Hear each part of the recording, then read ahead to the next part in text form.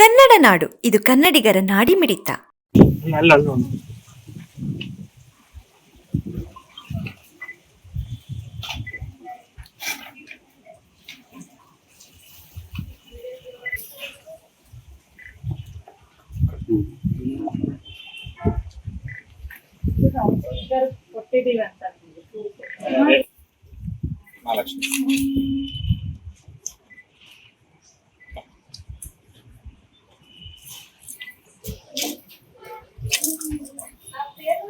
ನಾವು ಇವರಿಂದ ಏನು ಕಲೆಕ್ಟ್ ಮಾಡ್ಕೊಳಲ್ಲ ಸರ್. ಇನ್ಫಾರ್ಮೇಶನ್ ಕೇಳ್ಬಿಟ್ಟು ಫಿಲ್ ಮಾಡಿ ಫಾರ್ಮ್ ಒಂದು ಅವ್ರು ಕೊಟ್ಟು ಹೋಗ್ತೀವಿ, ಒಂದ್ ಫಾರ್ಮ್ ನಾವು ತಗೊಂಡ್ ಹೋಗ್ತೀವಿ. ನಾವು ಫೋನ್ ಅಲ್ಲಿ ಸ್ಕ್ಯಾನ್ ಮಾಡ್ತೀವಿ.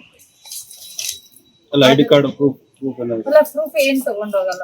ಆಧಾರ್ ಕಾರ್ಡ್ ಸಂಖ್ಯೆ ಕೇಳಿದಾರ, ಅವ್ರಾಗಿ ಹೇಳಿದ್ರೆ ಬರ್ಕೊಂತೀವಿ, ಇಲ್ಲ ಬೇಡ ಅಂದ್ರೆ ಹಂಗೆ ಹೆಸರು, ಪಾರ್ಟ್ ನಂಬರ್, ತೋರಿಸ್ಬೇಕು. ಅವರು ಆಧಾರ್ ಕಾರ್ಡ್ ತೋರಿಸ್ಬೇಕು.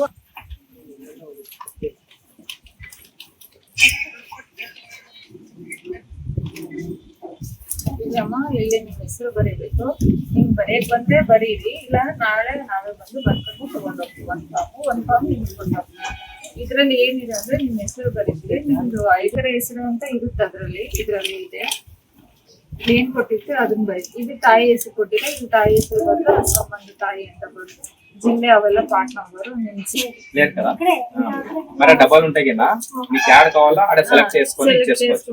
ఇక్కడ డిలీట్ చేస్తాం. ಇವಾಗ ಹೇಳಿದ್ರೆ ಅದರ ಸಂಖ್ಯೆ ಬರೀತೀವಿ, ಇಲ್ಲ ಅಂದ್ರೆ ಇಲ್ಲ.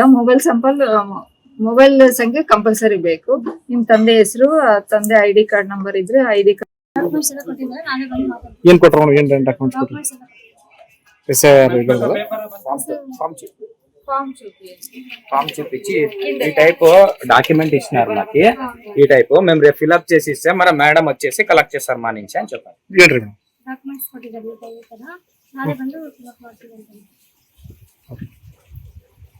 ಆಧಾರ್ ಕಾರ್ಡ್ ಸಂಖ್ಯೆ, ಐಡಿ ಕಾರ್ಡ್ ಸಂಖ್ಯೆಯನ್ನ ಕೇಳ್ತೀವಿ. ಅಷ್ಟೇ ಅಲ್ಲ, ಮೊಬೈಲ್ ಸಂಖ್ಯೆ ಆ ಮೂರು ಹೇಳಿದ್ರೆ ನಮ್ಗೆ ಅನುಕೂಲ ಆಗುತ್ತೆ. ಎಷ್ಟು ಮನೆ ಮಾಡಿದ್ರಿ ಮೇಡಮ್? ಸ್ಟಾರ್ಟ್ ಮಾಡಿದ್ರಿ? ರೆಸ್ಪಾನ್ಸ್